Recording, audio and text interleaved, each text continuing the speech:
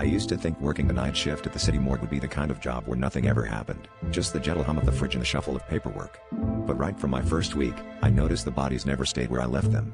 Sometimes an arm would hang off the table, or leg would be angled toward the door. I chalked it up to my own exhaustion, or maybe the other staff playing pranks. But the movements started getting more deliberate.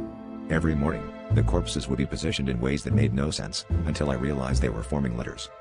At first, it was just a stray L or a crooked I fashioned from twisted lips.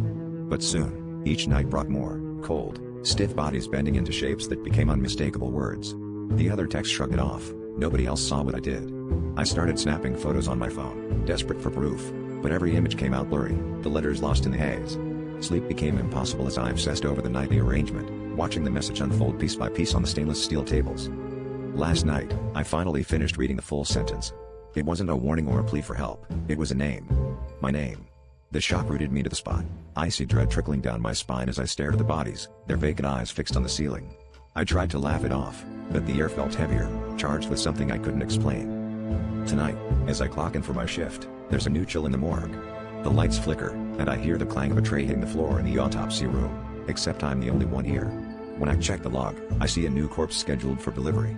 The tag on the paperwork reads my name, birthday, and tonight's date. As the freezer door creaks open, I realize the message wasn't a warning. It was a schedule. And I'm next.